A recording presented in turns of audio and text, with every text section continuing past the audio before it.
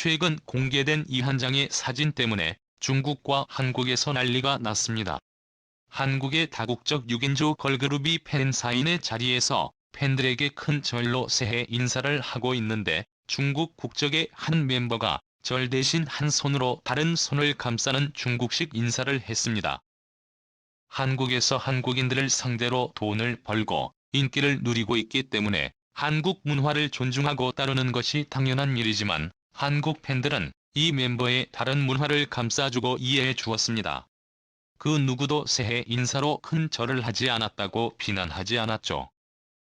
자, 그런데 이렇게 넓은 마음으로 다른 나라의 문화를 이해해주는 한국인과는 달리, 현재 중국에서는 이 사진이 웨이보를 통해 급속도로 널리 퍼지더니 한국은 중국의 속국이라 절을 한다 등의 선을 넘는 발언들을 쏟아내고 있습니다. 중국 네티즌들은 한국은 원래 중국에 속고 부모는 자식에게 무릎 꿇지 않는다. 엄마 나라 중국한테 까불지 마라. 큰 절은 식민지 문화의 전통이다. 식민지 노예는 모두 무릎을 꿇는다 등의 게시물을 올렸고, 이 게시물들 대부분은 수천에서 수만 개의 좋아요를 받았습니다. 단순히 소수 중국인들의 생각이 아니라는 것이죠. 너무나 충격적입니다. 더 충격적인 점은 이렇게 한국을 비하하고 조롱하는 배경에는 중국 정부가 있다는 것입니다. 현재 한국에서 활동하는 이걸그룹의 기획사가 바로 중국의 위에와 엔터테인먼트인데요. 기획사는 지난해 이걸그룹이 8월 한국군 위문 공연을 했다는 이유만으로 중국 당국으로부터 징계를 받은 것으로 알려졌습니다. 어이가 없죠.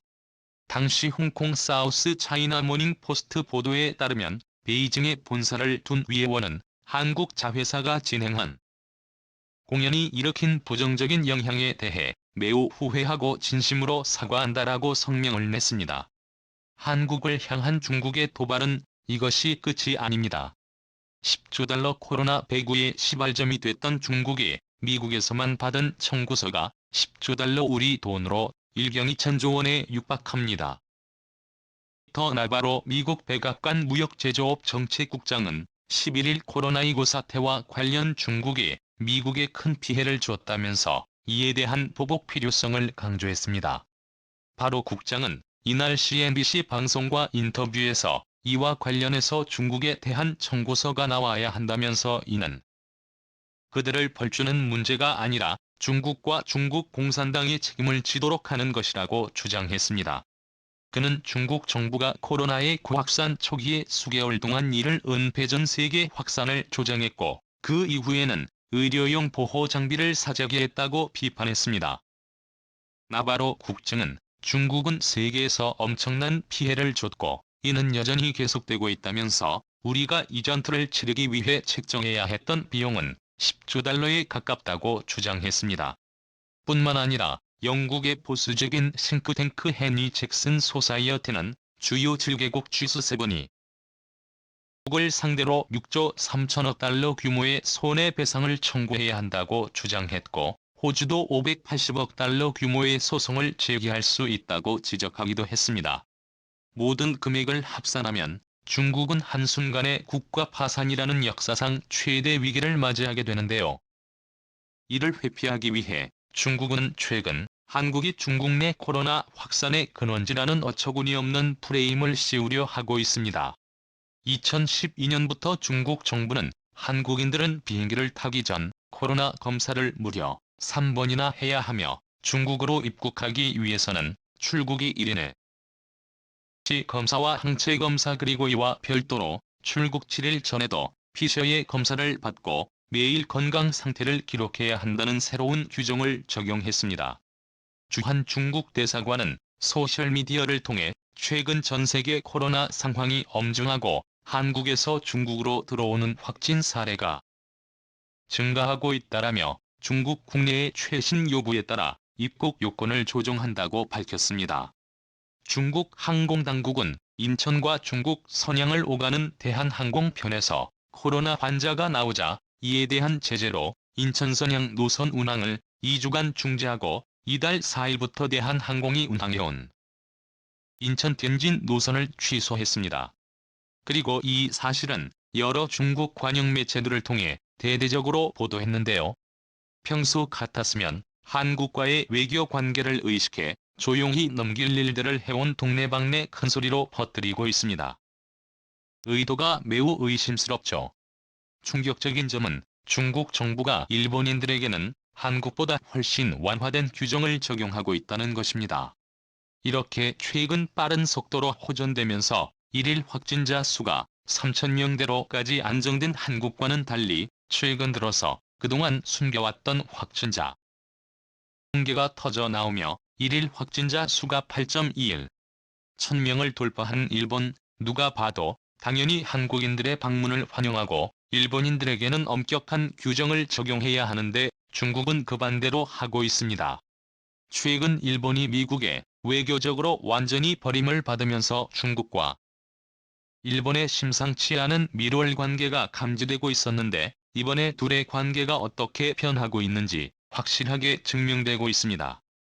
자, 그런데 이렇게 일본과 손을 잡고 한국에 도발을 걸어오는 중국을 향해 한국에 제대로 된 반격을 날리자 중국이 망연자실해하고 있습니다.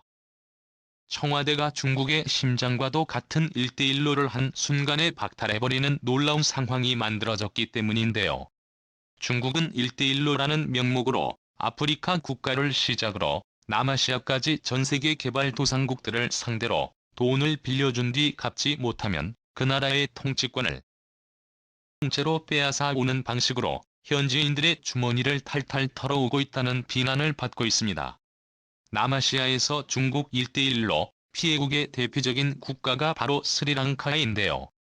현재 스리랑카가 중국에 상환해야 할 채무는 스리랑카 국유 기업에 대한 대출을 제외하고도 총 33억 8천만 달러, 약 4조 원에 이르는 것으로 추정되고 있습니다.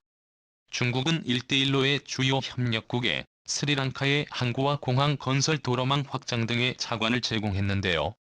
AP통신에 따르면 최악의 경제 위기 속에 스리랑카의 외환 보유고는 106억 달러 1조 9천억 원에 그치고 있으며 올해 안에 상환해야 할 채무가 405억 달러의 5조 4천억 원에 이릅니다. 결국 중국은 스리랑카의 공항과 철도도로를 이용하는 모든 스리랑카 국민들로부터 돈을 받아 챙기는 소유권을 향후 수십 년간 독점할 것으로 전망되고 있어 현지인들의 분노를 사고 있습니다. 그런데 한국이 이렇게 중국 때문에 절망에 빠진 스리랑카의 상황을 완전히 뒤바꿔버렸습니다. 최근 한국의 김부겸 국무총리가 카미니라 크샤 만필스 스리랑카 외교부 장관을 만났고 스리랑카가 한국 기업들의 대규모 특혜를 주는 조건으로 한국이 투자를 끌려갈 것으로 합의한 것으로 전해졌습니다. 이번 스리랑카와 한국의 협력 관계를 전세계 언론들이 조명하며 심상치 않게 다루고 있는 것은 스리랑카는 한국의 한강의 기적의 롤모델이라며 1970년대 극빈국이었던 한국에 현재 전 세계 최고의 IT 강국이 수 있었던 성장 동력에 대해 배우고 한국의 길을 그대로 따라가겠다고 천명했기 때문입니다. 이를 위해 한국 정부뿐만 아니라 민간재단과 기업들의 스리랑카에서 농업부터 공업 서비스업 것인 노하우를 전수하고 그 대가로 한국은 스리랑카에서 엄청난 경제 성장의 기회를 얻게 됐습니다. 스리랑카에는 로마이트와 장소 볼클레이부터 보석류 흑연 등 다양한 산업용 자원이 매장되어 있고 특히 보석류는 세계 최대 시장이 될 것으로 전망되고 있습니다. 한국이 예상도 못한 산업에서 천문학적인 돈을 벌어들일 기회를 잡게 될 수 있다는 것이죠. 중국이 이 같은 상황을 너무나 두려워하는 것은 중국 1대1로의 덫에 빠져 빚더미에 앉은 국가들에 대해 전 세계 언론들이 집중 보도하는 가운데 현재의 온 관심이 스리랑카로 쏠렸습니다. 그런데 이렇게 스리랑카의 문제를 한국에 단번에 시원하게 해결해 주었고 이번 사례가 중국 1대1로 때문에 어려움을 겪고 있는 수많은 아프리카 국가들과 아시아 국가들에게까지 전해지면서 모두 한국과 손을 잡고 새로운 성장 동력을 찾으려는 움직임을 보이려 하고 있기 때문입니다. 그렇게 되면 그동안 10년 동안 중국이 공들여온 1대1로 프로젝트가 한순간에 무너질 수 있다는 것이고 반면 다른 국가들과의 상생을 중요시 여기는 한국은 그야말로 초대박을 맞이하게 됐습니다.